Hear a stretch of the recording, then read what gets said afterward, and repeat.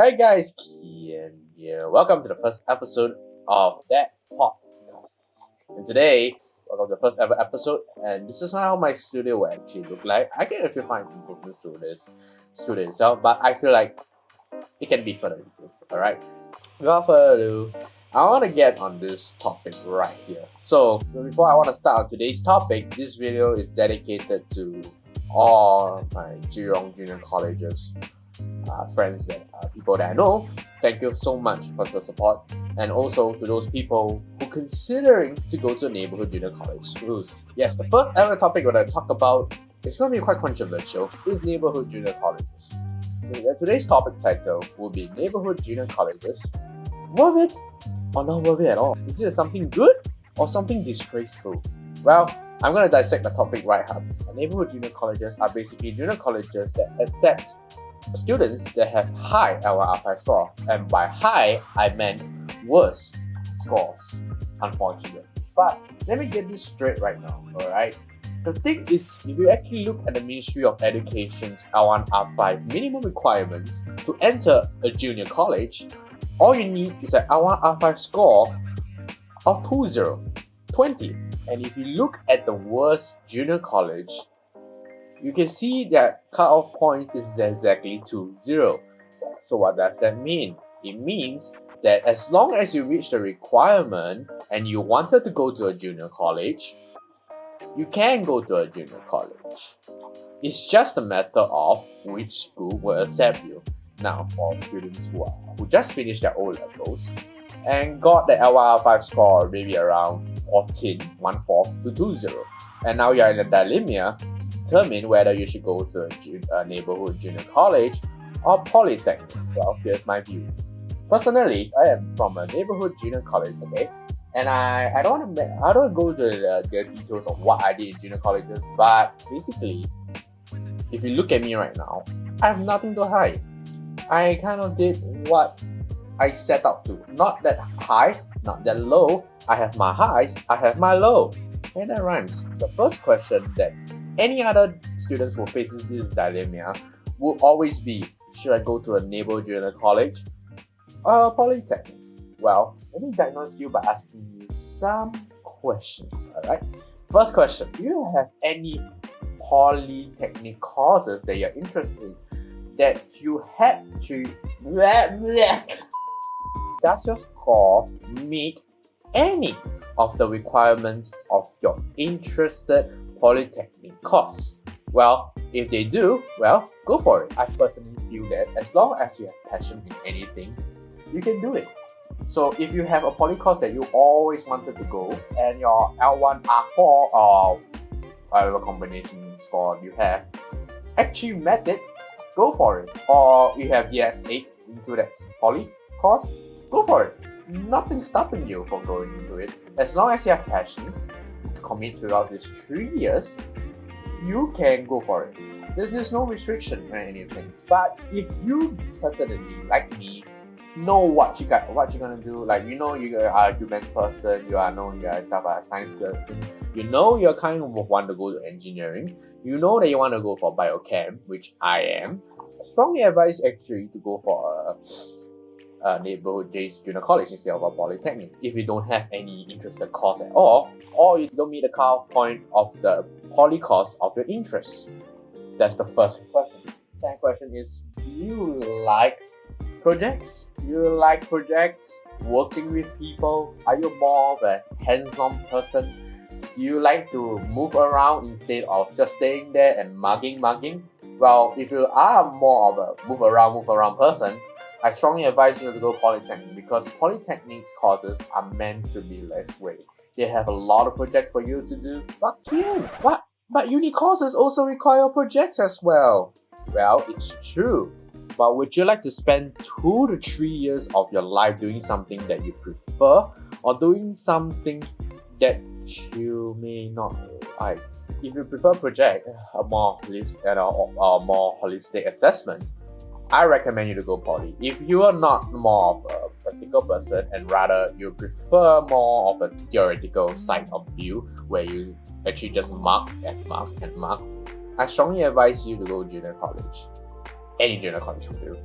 Well, I can only just say from here that junior college is basically secondary school curriculum on steroids. Yes. Drug-free Singapore, by the way. Anyway, the next question I want to ask you is, do you prefer something that you assess only once in your life, or would you rather something of a continuous assessment where you assess based on everything you do? Maybe class, it includes class participation, projects, but if you prefer more of a one-time thing that maybe you can screw up your prelims or something, I think junior colleges are actually more suitable for you. But if you prefer projects and a continuous assessment and that makes you more hands-on, then I recommend a polytechnic course for you. And before I get to my next topic, I just want to make it clear that in the teacher's definition of A-levels is the shortest route to a university. Yes, you see, polytechnic takes 3 years, A-levels takes 2 years. Yes. And fun fact, do you know that an A-level syllabus is designed to be a 3-year course? Yes, that's why we have a school like MI, which has students who study the A-level course in 3 years.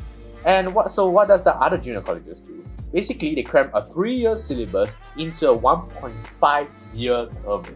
Not 2, but 1.5 year. So just imagine the steroid being accelerated twice as compared to your O-level. But Kian, Sec 3, Sec 4 also what? No, I break my block, no.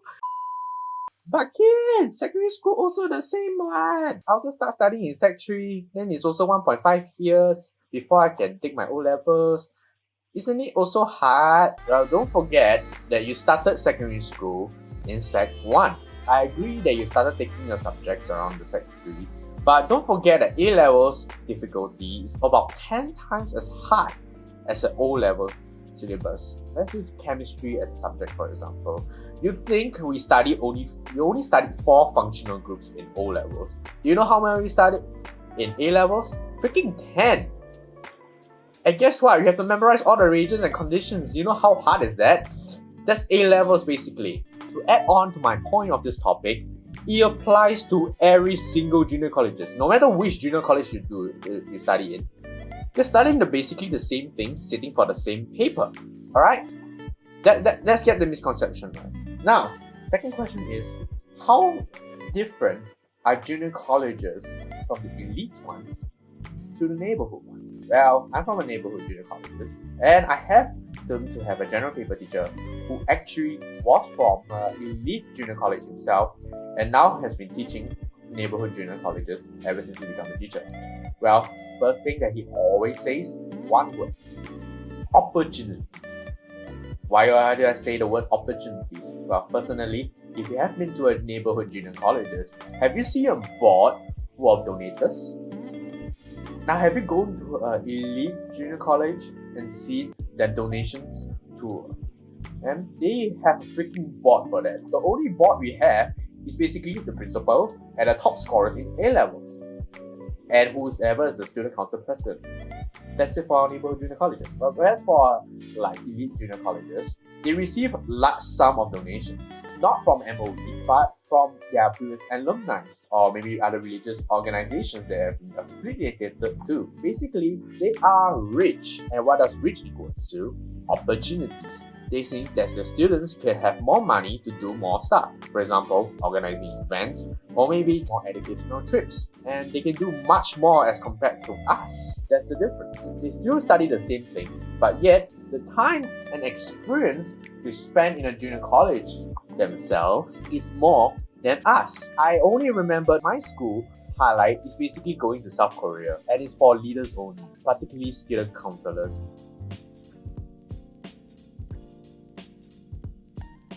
But when I say the name Jurong Junior College, and those people who have been to the institute themselves before they merge, wow, classrooms are actually aircon. Yeah, boy, that's the only thing we want over. But we don't have much opportunities as compared to elite junior college itself. And the thing that elite junior colleges have more advantage to us is the reputation they're in. If you tell someone that you are from, for example, I'm sorry, I have to use example, that you are from a Raffles Junior College, people will think of you more highly. Not saying everyone from their school is highly, but people always have this stereotype because people will love to rank things. And when I tell people that I'm from the Jurong Junior College, they move on to the next topic. that's what being a Jurong Junior College student is. So here's the thing that my teacher actually shared with me. What does us neighborhood junior colleges students win over these elite junior colleges? Well, firstly, I want to say is that we have good teachers. Yes, good teachers. I meant caring, approachable, friendly teachers. Why is that? Well, here's a story, alright? We gotten worse O-level results, or maybe PSLE results, whatever, before. It shows that we need a lot of drill. We need a lot of care. It's not because that we don't want to study. No, most of us cannot study. Why? It's not because we don't want to study. It's because we can't study. Some of us may just are hardworking, alright? But some of us just cannot do it. But what we need are naggers, basically the teachers. In fact, all the teachers that I have been under, all of them are approachable. All of them willing to give out their phone numbers. All of them were like, if any questions, you can call me as long as there's office hours. And I went for consultations with them. Or even, they book us for consultations. We are willing to stay back because these teachers, they fight for us. They really need to step out of their administrator time to get time for us because they know we are weaker students and they know that our grades are in their hands, and therefore they work their ass off to, spend their time to drill us. And as compared to elite junior college students, where they come from a background where they are known to be more independent. And it's because they are more independent, they are very smart, they're usually very self-sufficient. Okay, I may say a stereotype right here, but it's the truth, alright? And that's why most of the teachers there, this is what my GP teacher told me, right? Is that they don't even care about us. I know it sounds sad, but because they are very, very independent, usually the teachers just give them notes and the students just mark that themselves. They can do it. But if you imagine neighborhood junior colleges teachers just give us notes, do you think we can even do it? No, we can't. We need help. And that's why they are over there to guide us and guide us through maybe the learning outcomes for content and maybe give us more practice questions so that we can do it. And because of that, that's what we won over. I know we didn't win as much as compared to elite junior colleges, but I can only say as my argument that going into a neighborhood junior college, you most likely meet a very good, approachable, friendly teacher. I am speaking the truth from my heart. Alright? I know I met a lot of good teachers in my life to eventually make up to the person that I am, but I'm really proud of all the teachers that have guided me through. So I want to thank every of the teachers out there for helping me. Most of them are now working in MOE. I know some are teaching right now in that merged junior college. So if you know them, say hi to them. They're quite good. Anyway, back to the topic. Now, like I said earlier, A-level is the shortest route to university. And by statistics, about half of a neighborhood junior college make it to an autonomous university locally. Yes, only some will make it. As compared to a elite junior college, getting a full rank points is actually normal. Some of my juniors who I met when I was serving NS, they have a list of people who actually got full rank points. Whereas for us, they don't have a list of people, for us neighborhood junior college. All I remember is they went up on stage, took the award, and we went back, and then we got our award at the hall. That's it. I didn't get full rank points, but I did decently well to get to my first dream course. Anyway, as I was having my university orientations, I just started to realize something. No one really cares about your past. And that is true. Think about it. If you're an O-level student, think about anyone who cares about which primary school you're from, or any kindergarten, or any tuition classes you actually ever take. And if you are right now someone doing A-levels right now, think about the secondary school that you came from, or your primary school that you actually came from. No one seems to care. What they care about was the results. That's it. Alright? So what does that mean? you shouldn't care much about the past. What you should do now is make your present worth it so that your future is more bright.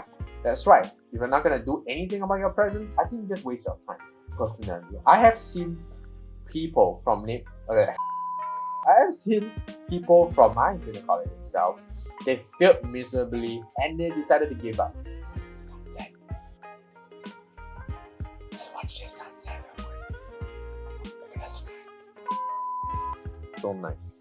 I personally myself have failed subjects in neighborhood junior colleges, and personally, I personally want to give up. But I continue to spend most of the time on the subjects that I don't like, biology itself, and I worked hard to get the results that I actually didn't expect it. I thought I was gonna get maybe B's and C's, but I'm getting mostly B's and 1A. But seriously though, to sum up my point, no one really cares whether you're from a neighborhood junior college. Really, yeah, maybe at that time when you're studying, when people ask you where you're from, two things will happen. Number one, they look down on you because you're from a neighborhood junior college. Number two, they look up to you, which brings me to the next topic that I want to discuss. So, an educational minister once came to our school as a motivational speaker. I know it's weird. He told us to submit a word that concerns us to a list. And guess what? The word that we are concerned about is the word elitism. And I feel that this is what Singapore education system is all about. Elitism. It's true, am I right? Now, here's the thing that he asked us. Do you see JC students as elite? Or do you see yourself as an elite student? Keep this in mind because yes, we're in a junior college. You're in a neighborhood junior college. But don't forget, we're still in a junior college. There are people out there fighting to go to a junior college. People see junior college as a route.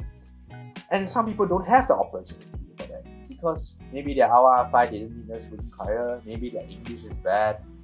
But a lot of people see junior college, no matter how elite it is, as a route.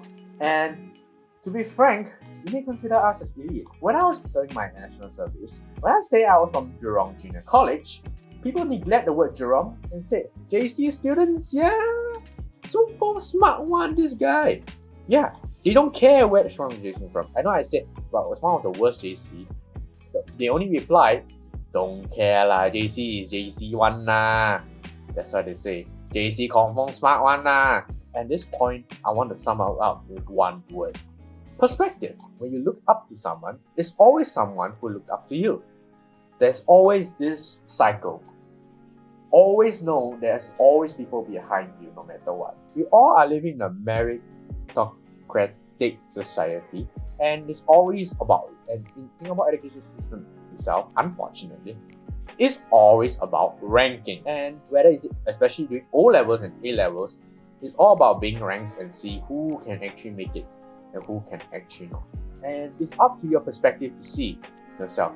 If you think that a neighborhood JC itself is something that is the worst pile of shit, change your perspective. You're in a junior college right now, the shortest route to a university. Are you gonna waste your time thinking that you are probably the most shittest out of the shittest? Or are you gonna think that maybe I can break through this and make it to a local uni? And that's what I did. Yes, I feel shit sometimes. Even up to now, I always think I was from one of the worst junior colleges in Singapore. But I'm very grateful to be a graduate of a junior college itself. And especially being rare to see my schoolmates to be in my local university itself, I felt happy. From getting through this far, People, in our lives, you always have downs and ups. I treat it as my down, and now I'm slowly climbing up. And I'm happy for that. So, I want to sum up everything here. Are neighborhood JCs worth it, or are they disgrace? Well, my answer is here. It's a matter of perspective. Are you ready to get through it or not? Personally, if you go for it, go for it. If you think that neighborhood junior colleges is your time for redemption, it is. I did quite bad in my PSLE as compared to my peers. I did O-levels quite badly. In fact, when I make it to my JC class, I was the worst L1R5 score. And guess what? I was second in my class when I got my A-level results. Because why? Because I didn't think neighborhood junior colleges were shit. It's all about your mind game. Every system is not perfect. No institutions, non-neighborhood JC students. I don't get as much opportunities in junior colleges as compared to junior colleges, but what I got was a result of my hard work, dedication, and mind game perspective that if I'm not going to take this opportunity to improve for myself and make it to a local uni, I'm not going to go to make a local uni. And speaking right now as a graduate from a junior college 3 years ago, damn, I graduated so long ago, and getting my results at 2018 itself, I'm proud of what I did. And I'm proud of what I did every single move ever since I made it to a neighborhood junior college. And I want to tell people out there who's considering, should I go to a junior college? Well, firstly, go to the first part of this podcast to see whether it fits the description. Second of all, work hard. You have this 1.5 years to study. And I'm going to be frank, life is hard. Life is meant to be hard. Alright? I know most of the stuff you study, especially in junior colleges, you can forget about it. In fact, I know I'm going to a local university, but I forget most of my subjects already and I'm gonna cry. I don't even know how to differentiate fractions again. It's all about whether are you making full use of time when you're in neighborhood Asian college. I'm not asking you to mark 24/7, but making use of maybe, for example, the teachers there, or the content there, and most importantly, your time management there. Are you able to do that? If you can do that, you can do it. Trust me. Alright? Especially if you are currently now in a neighborhood junior college, I understand your position. I have gone through so much, and I really want to tell you that you can do it. You personally can do it. Alright? That's it for my topic. I hope you guys do find this podcast intuitive, and I wish you guys good luck in thinking of that. And thank you for tuning into my podcast. Make sure to subscribe, and see you guys soon. Bye.